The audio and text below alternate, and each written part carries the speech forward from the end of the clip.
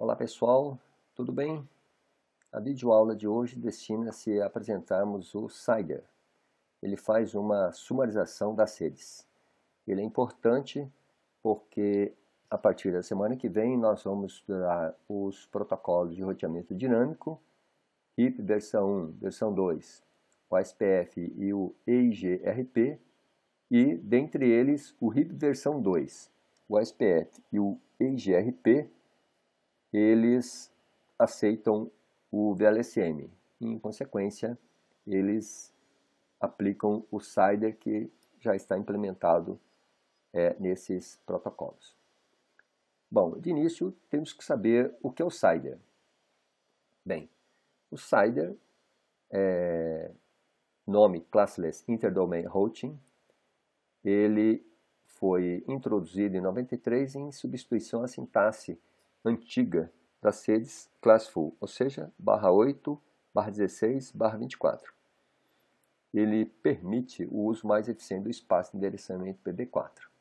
E, mais importante, ele permite sumarizar redes ou subredes. Sumarização de rotas ou de redes também é conhecido como SuperNet. Ele trabalha com os bits no sentido do mais significativo, most significant bit, para o menos significativo, least significant bit, ao contrário do VLSM, que trabalha do menos significativo para o mais significativo. E essa técnica ela foi criada para combater os desperdícios de endereços.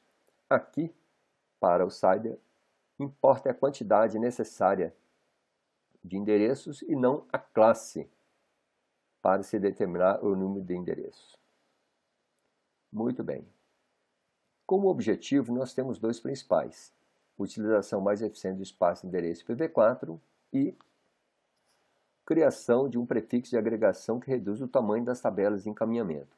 Isso vai ser importante nos nossos roteamentos dinâmicos, pois a gente vai ver que existem protocolos que produzem pacotes de consulta, pacotes de atualização e pacotes de controle na rede, utilizando então a nossa banda em prejuízo aos pacotes usuários. O CIDR ele usa o VLSM para alocar os endereços IP e o VLSM, como ele admite divisões sucessivas de redes, portanto, o CIDR ele independe daquela classe A, B ou C. As classes A, B ou C agora perdem o sentido para nós. Então, o endereço de rede não é mais determinado pelo valor do primeiro octeto, mas sim pela máscara atribuída à subrede. O número de hosts agora ele é atribuído por um prefixo específico, dependendo de servidores necessários para essa rede. Então, contamos os primeiros bits, do bit mais significativo para o menos significativo. Contamos aqueles bits que representam a porção da rede. O que sobra para nós é, então, os bits que nos dão o número de endereços IP que poderão ser atribuídos aos hosts. Como já disse, propagar as supernets, o CIDR, exigem uma implementação específica no protocolo de roteamento. Portanto, o protocolo de roteamento que tem implementado o CIDR, ele vai incluir a máscara do subrede juntamente com o endereço de rede na atualização de roteamento. Bem, então, se ele faz a atualização de roteamento, como ele vai fazer a determinação do percurso e como é que ele vai determinar a massa de rede para ele encontrar as rotas? Bem, isso é feito em 3 fases. Primeiro ele lista as redes em formato binário, depois ele conta o número de bits mais à esquerda, correspondente às redes subredes, e isso vai dar em consequência a máscara da subrede para a rota resumida. Depois ele vai copiar os bits correspondentes e vai adicionar os bits 0 do resto do endereço para determinar o endereço da rede resumida. Então é simples. Se eu tenho, por exemplo, barra 19, os primeiros 19 bits determinam o prefixo da minha rede e o restante dos bits, então, servem para o cálculo de hosts dessa rede.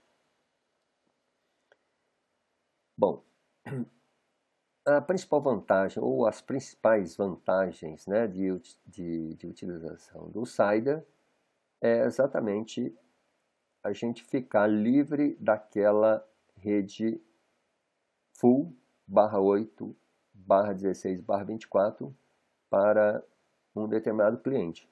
Nós podemos fazer com que um determinado IP seja distribuído a vários clientes diferentes. E uma outra vantagem é que os provedores de internet com CIDR, eles conseguem reduzir bastante a tabela de roteamento a ser propagada. E com isso, diminui o volume de pacotes transitando na rede e essa diminuição dá como consequência um melhor desempenho da mesma, né? Muito bem, então vamos através de um exemplo aqui. Vamos pegar o IP 10.10.1.32. Se nós transformarmos esse IP em números binários, nós veremos que no primeiro octeto aqui nós temos o 10, no segundo aqui nós temos o 10, no terceiro o 1 e no quarto octeto nós temos 32. Isto aqui nos dá os 27 bits. Ok. Portanto, esses 27 bits, eles determinam a porção da minha rede. O que sobra é para hosts. Porém, nós temos um pequeno problema aqui. Se nós verificarmos a rede 10.10.1.44, que é diferente do IP 10.10.1.32, a gente vai verificar que este IP de rede ele está diretamente associado ao IP 10.10.1.32. Por que isso? Porque a gente pode verificar que a máscara /27, 225.225.224, ele tem no último octeto o bit menos significativo, o terceiro a partir do mais significativo, que vale 128.32. Esse cara aqui vale 32. Esse 32 a gente já viu em VLSM, nos dá a variação das subredes. Então, nesse caso, se eu calcular através do complemento da máscara 224, eu tenho o valor 32, o mesmo que a gente encontrou.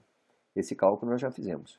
Portanto, nós temos as redes 10.10.1.0, porque a variação aqui vai ser no quarto octeto, o 10.10.1.32, o 10.10.1.64, o 10.10.1.96.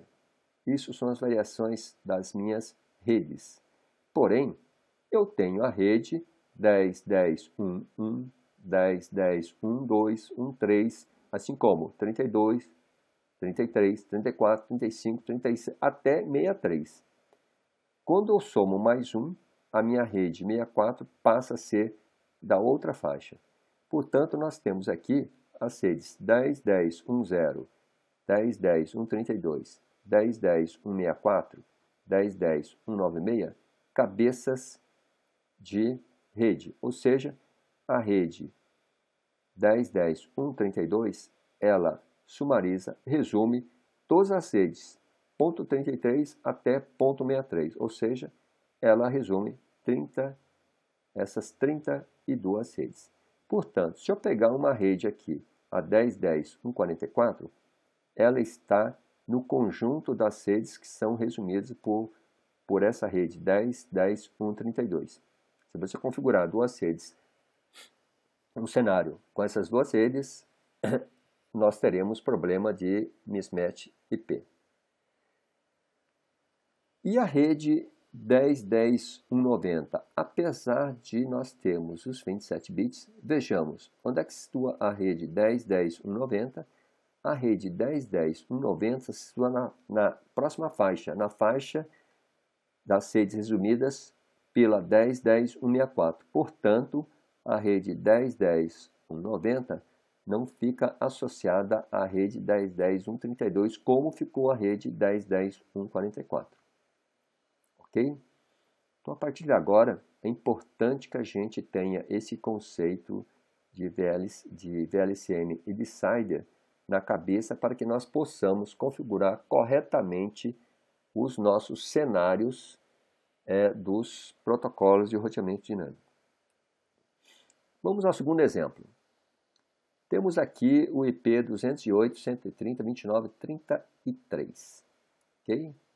Muito bem. Então, se a gente transformar esse número, nós temos o 208 em binário aqui no primeiro octeto, o 130 no segundo, lembrando que o primeiro vale 128 em decimal, 64, 32, 16, 8, 4, 2 e 1. Se a gente somar as posições dos 1, nós teremos esse número.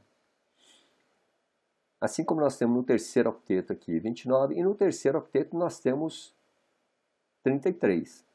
32 mais 1, 33. Ou seja, esse IP está pegando os 32 bits do nosso IP versão 4. Muito bem. Com este IP, teoricamente, eu não tenho host nenhum. Eu só tenho redes. Ou seja, todo o meu IP foi destinado a redes. Isso tem alguma serventia? Sim. Para a nossa freesoft.org, que vai fazer simplesmente a comercialização dos IPs, isso é importante. Para ela não vai montar uma rede com hosts. Ela vai disponibilizar esses IPs para outros, para terceiros. Então, nesse caso, nós podemos ver aqui 3 prefixos. O 208.128.0011 da empresa MCI. Se ela está usando 11 bits para redes, o que sobra, 32 menos 11, 21. Esses 21, eles são destinados para endereços. Então, esse prefixo tem mais de 2 milhões de endereços. Faça a continha 2 elevado a 21 que você vai verificar. Muito bem.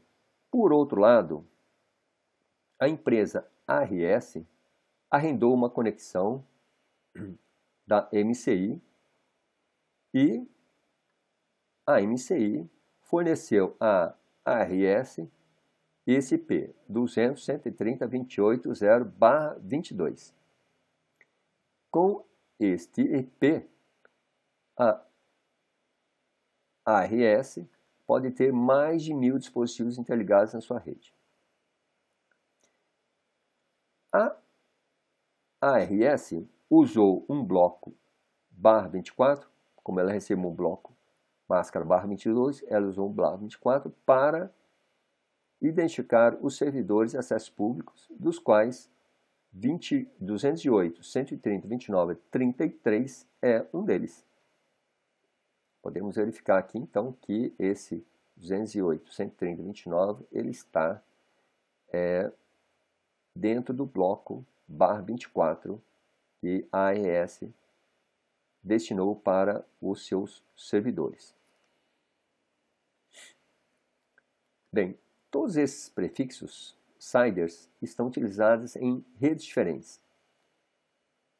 Então, podemos ver que fora dessa rede da MCI, o prefixo 208.128.0011 seria usado para direcionar o tráfego não só para o 208.130.29.33, mas também para qualquer um dos mais de 2 milhões de endereços IP com as mesmas iniciais de 11 bits.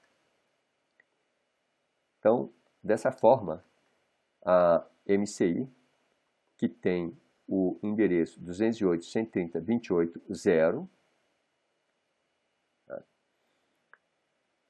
nós podemos direcionar o tráfego para a linha alugada alugada servindo a empresa ARS.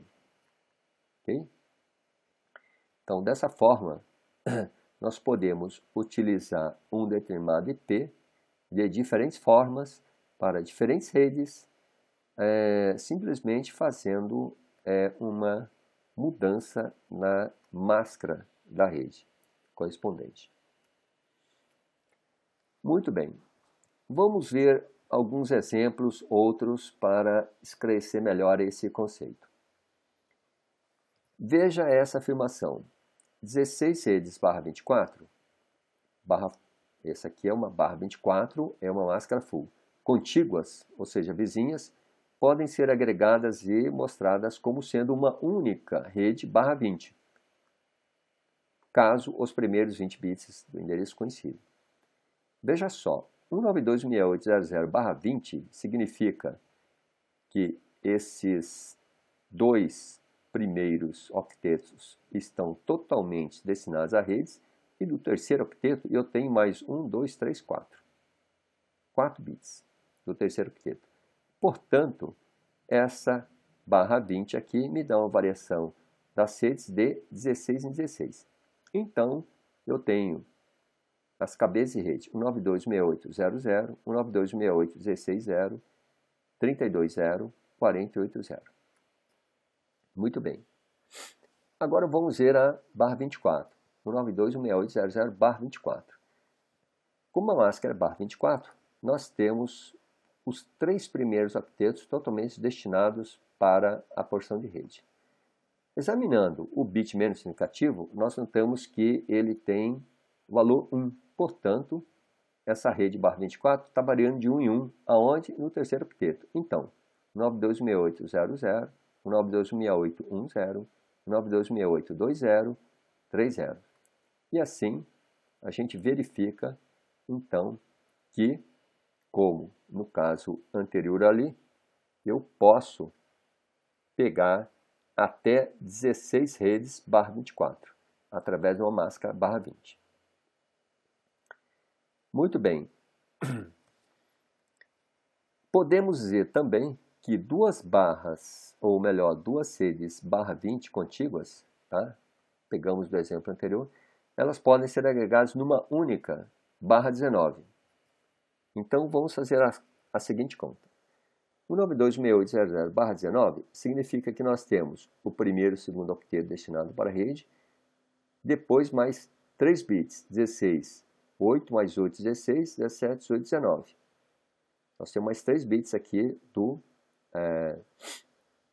terceiro octeto. Portanto, a nossa variação vai ser de 32 em 32. Então, a partir da primeira rede, 192.168.0.0, 192.168.32.0, 192.168.64.0 e assim por diante.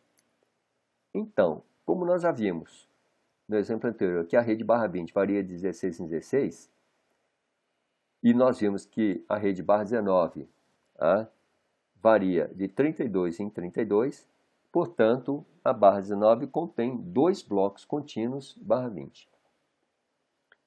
A conclusão que nós chegamos é que uma máscara de número menor sumariza sempre uma rede com uma máscara de número maior. Isso é importante que a gente saiba desse fator. Bom, sendo assim, na prática, como nós vamos fazer para encontrar a rede que sumariza outras redes? Bom, vamos apresentar aqui, na verdade, 3 casos para a gente poder resolver esse problema. O primeiro caso é quando é dado o intervalo de redes contínuas e eu quero saber qual é a rede que sumariza esse intervalo de rede contínua. O segundo caso é quando se tem somente um IP e a máscara de uma rede e nós queremos sumarizar esse IP de rede. E o terceiro caso é que, dadas N redes não contíguas, não vizinhas, eu quero saber qual é a rede que sumariza as mesmas. E, portanto, nós temos esses 3 casos. Cada um desses casos aqui, eu tenho um procedimento a se fazer. Esse procedimento aqui, ele não é padronizado, ele foi colocado aqui simplesmente para que a gente tenha um padrão de raciocínio de conduta para cada um desses três casos. Existem outras maneiras de se resolver isso aí. Eu adotei, né, esta maneira. Muito bem. Então, vamos às questões. A primeira questão, ela trata de uma empresa que solicitou a FAPESP, que é a Fundação de Amparo à Pesquisa do Estado de São Paulo, é o órgão que rege as questões do nosso IP na internet, domínio América Latina. Essa empresa solicitou, então, à FAPESP um domínio e recebeu o IP 200.100.48.0/21. A pergunta é, ela recebeu uma rede só ou recebeu mais de uma rede? Bom, então nesse caso, nós partimos para o caso que nós temos o IP e a máscara. Como resolver isso aí? Vamos verificar a máscara. Na máscara nós temos /21. /21, variação é no terceiro octeto. Ou seja, se a gente contar os bits, os 21 bits iniciais, nós temos uma máscara correspondente a 255, 255, 255, 248.0. Ou seja, além do primeiro e segundo octeto, nós temos mais 1, 2, 3, 4, 5 bits do terceiro octeto. Logo, por complemento de 256 da minha máscara, eu sei que essa rede varia de 8 em 8. Muito bem, então se as redes variam de 8 em 8, eu tenho as redes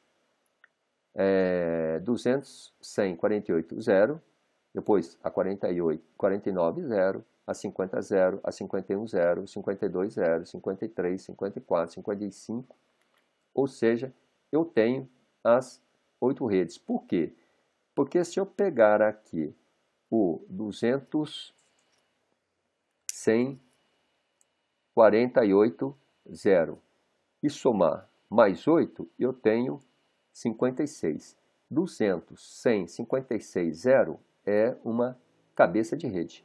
Portanto, a minha primeira faixa, 200, 100, 48, 0, ela sumariza as redes 0 até 55. A 56 já pertence a uma outra faixa. Muito bem. O que isso significa? Isso significa que será propagado somente um endereço /21 e não 8 endereços /24. Tem que chamar atenção novamente que,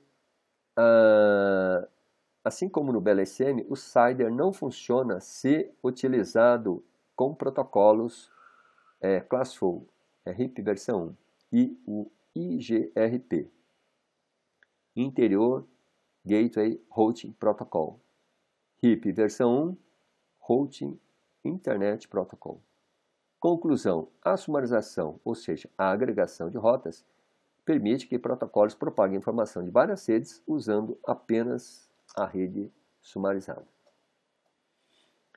Ok? Muito bem. Passamos para uma outra questão.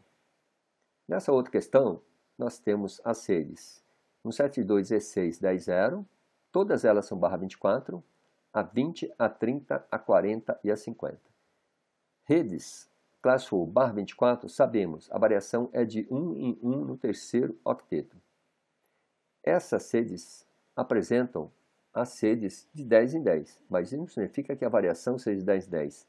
Significa que elas estão apresentadas de 10 em 10, somente isso.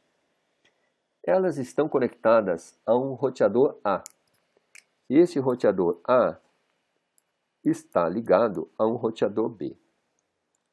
E aí se quer saber qual o motivo dele propagar somente a rede 172.16.00/16 ao roteador B. Vocês conseguem descobrir o porquê? Lembrem-se que uma máscara de número menor sumariza uma outra máscara de número maior, beleza? Muito bem. Então vamos lá. O motivo é que os protocolos Classful não propagam máscara, no caso aqui /24, propaga apenas a rede Classful nos seus pacotes de atualização. Ok? Muito bem. Essas questões e assim como essa teoria, com mais detalhe vocês poderão ver no documento correspondente, que será citado mais adiante. Vamos à próxima questão, que é a questão 3. Ela diz o seguinte: se é vantajoso utilizar o CIDR para sumarizar rotas, então como sumarizar as redes contendo um intervalo? 192.168.16.0 e 192.168.31.0. Então, aqui nós temos já um caso diferente do IP e da máscara, e sim um intervalo de rede. Como é que a gente vai fazer isso? Bem, então vamos fazer o seguinte. A primeira coisa, vamos descobrir qual é o tamanho do bloco das redes, válido das redes apresentadas. Então, o que a gente faz? A gente pega o maior IP, 192.168.31.0, e tira do menor IP, 192.168.16.0. Então, os nossos IPs estão aqui. Então, a conta aqui vai dar 15, mais 1, porque eu tenho que contar a primeira rede. Toda vez que eu quero saber qual é o intervalo entre dois números, eu pego o número maior, menos o número menor, e somo mais 1. Portanto, eu tenho aqui, olha, o tamanho desse bloco é de exatamente 16 sub-redes. Muito bem. Agora, vamos descobrir a máscara. Bom, como eu tinha a máscara e eu descobri a variação pelo complemento, aqui eu faço o inverso. Eu pego o 256, tiro, porque é 2 elevado a 8, tiro a variação e obtenho a máscara. Portanto, faço a conta inversa. Portanto, eu tenho a minha máscara como sendo 255.240.0. Variação é no terceiro octeto. Ok? Beleza? Muito bem.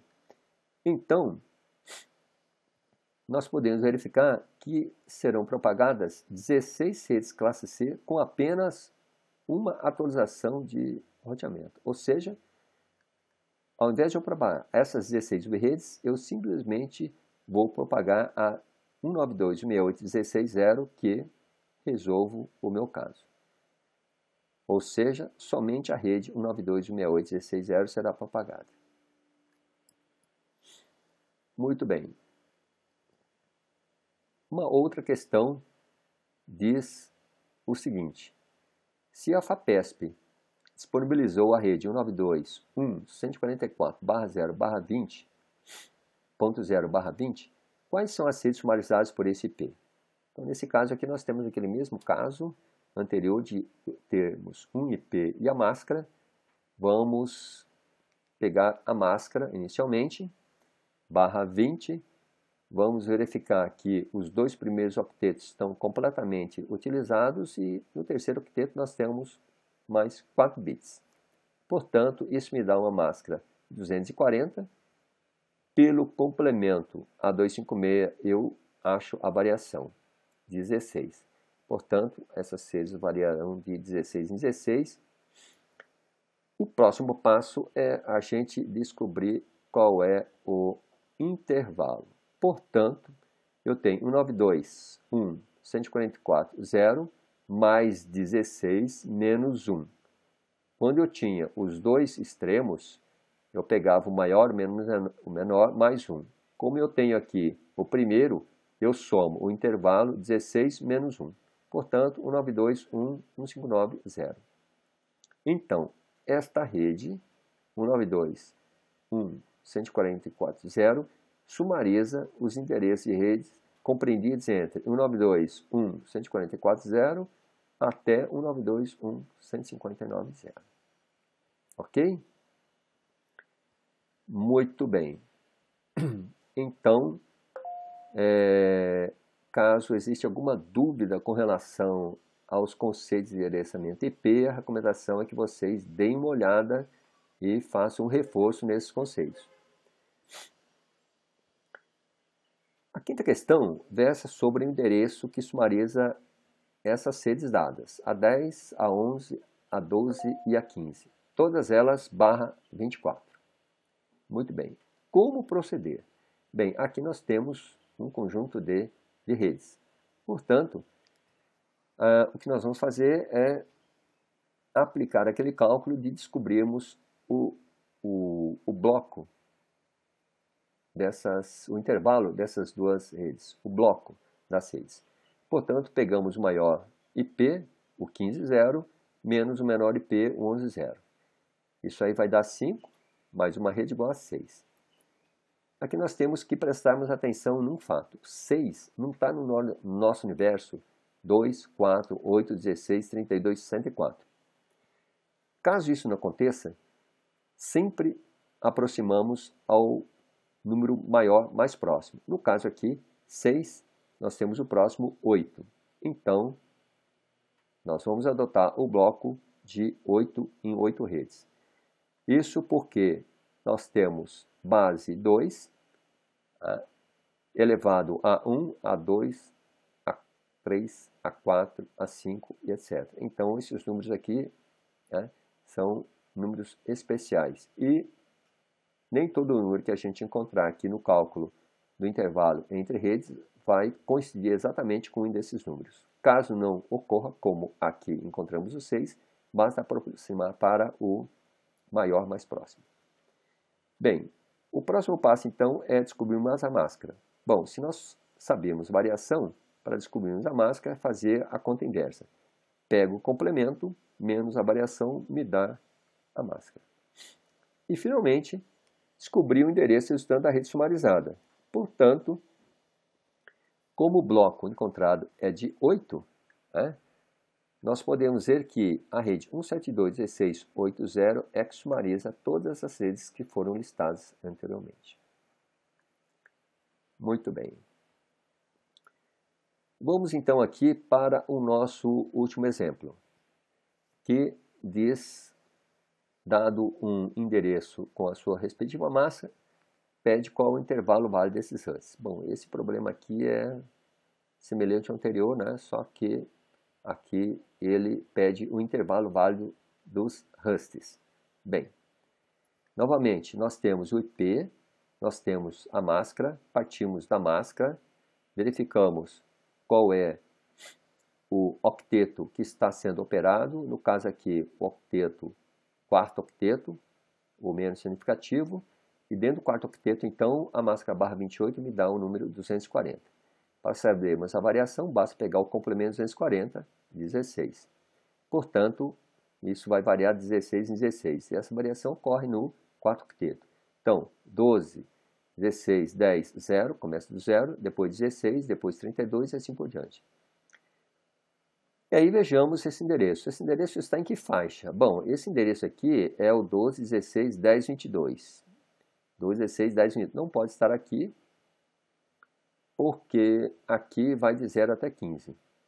Então ele só pode estar na segunda faixa aqui. Por quê? Porque esse endereço aqui, ele pega o ponto 17 e vai até o ponto 30.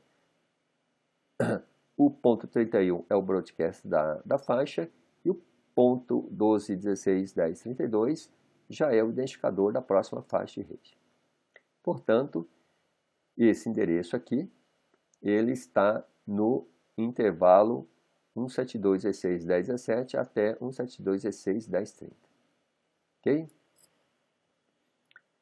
Muito bem. Como conclusão disso tudo, nós podemos verificar que a propagação das supernets CIDR ou subredes BLCN requerem um protocolo de roteamento sem classe. Portanto, o protocolo de roteamento sem classe que nós vamos utilizar vai ser o RIP versão 2, o OSPF e o EIGRP. Um protocolo de roteamento sem classe inclui a máscara da subrede, juntamente com o endereço da rede na atualização de roteamento. Outra conclusão que nós podemos chegar é que o número de pacotes procurados na rede é minimizado, melhorando assim o desempenho da mesma. E no roteamento dinâmico, temos que cuidar desse conceito para configurar corretamente o protocolo, senão o nosso cenário não funcionará. Muito bem. Perguntas? Dúvidas? Em caso de dúvida, estude os arquivos aqui listados, o CIDR Cálculo IP Teoria e Discussão, documento em que se baseou esta apresentação, e o Cider Sumarização de Exercícios, onde nós nos baseamos para fazer os exercícios aqui apresentados. Último caso, jorgesoboe@gmail.com. Ok, pessoal? Obrigado pela atenção. Espero que vocês tenham gostado. Até a próxima videoaula.